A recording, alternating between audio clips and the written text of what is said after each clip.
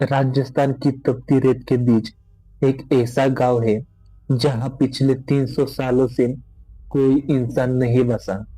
लोग कहते हैं कि वहां सिर्फ आवाजें आती है और वो भी मरे हुए लोगों की।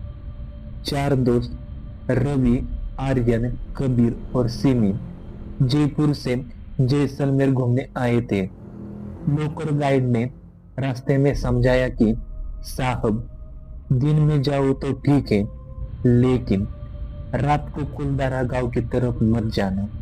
वो जगह शापित है।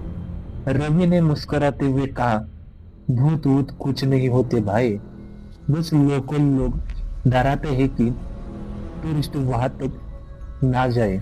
गाइड ने बस इतना कहा, आपकी मर्जी, पर अगर गए तो वापस आना मुश्किल है। रात के 10 बजे वो चारों गाड़ी से कुलदारा खंडोरों में पहुंचे। रेत में दबे पत्थर, टूटी हवेलियां और हवा में घुला अजीब सा सन्नाटा। गांव का दरवाजा पार करते ही हवा अचानक ठंडी हो गई, जैसे किसी ने सांस रोक ली हो। सीने कांपते हुए बोली, यह जगह कुछ ठीक नहीं लग रही। आर्यन ने कहा, डरपोक मत बन, चलो हवेली देखते हैं।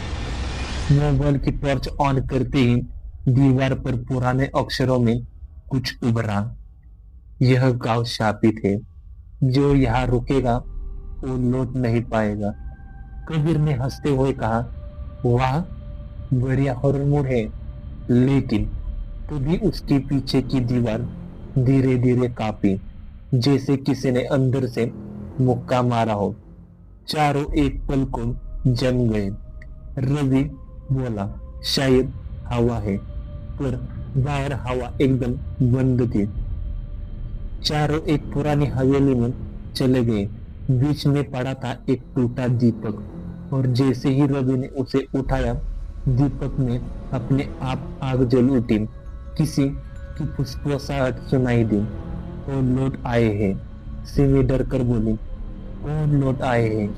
पर जवाब में बस हवा की सरसराहट और दरवाजे की धीमी चरमराहट थी। अचानक दरवाजा अपने आप बंद हो गया। कुंडी अंदर से नहीं, बाहर से लगी थी। रवि ने टॉर्च घुमाई और दीवार की चारों की परछाइयां दिखी, लेकिन कुछ सेकंड बाद एक पांचवी परछाई भी दिखने लगी। सिमी चिल्लाई, एक कौन है? कबीर ने टॉर्च उस दिशा में फेंकी, पर वहां कोई नहीं था। फिर भी वो परछाई हिल रही थी, जैसे दीवार से उतरकर उनकी तरफ बढ़ रही हो। धीरे धीरे वो आकृति सामने आई। सफेद चादर में लिपटी, बाल बिखरे हुए और चेहरे पर रेत जमी हुई थी।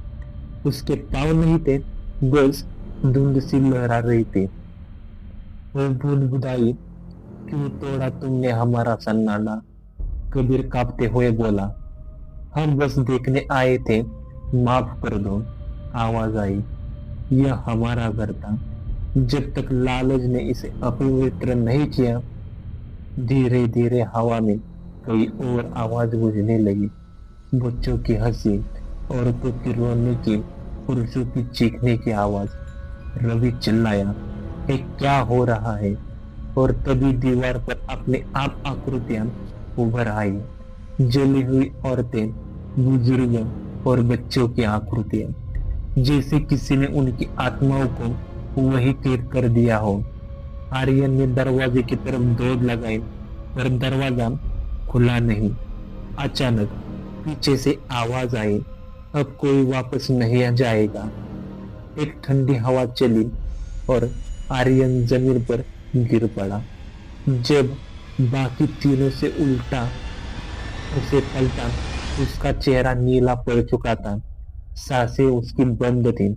सीमी जोर से चिल्लाई, हम यहाँ से जा रहे हैं। रवि ने पूरी ताकत से दरवाजा तोड़ा और तीनों भागे। गाड़ी तक जैसे वैसे पहुंच गए, पर इंजन स्टार्ट नहीं हुआ। रेगिस्तान की हवा में बस वही आवाज गूंज रही थी, कुलधारा, कुलधारा। सीमी ने पीछे से देखा, हवेली की खिड़कियों में वो पांचवी परछाई अब भी खड़ी थी, धीरे धीरे हाथ हिलाती हुई। सुबह गांव के पास कुछ लोग तीन बेहोश यात्रियों को पाए, एक पर आर्यन का कोई पता नहीं चल पाया। आज भी कहा जाता है रात के 12:03 पर कुलधारा की हवेलियों में कदमों की आवाज सुनाई देती है और पांचवी परछाई दीवारों पर घूमती है।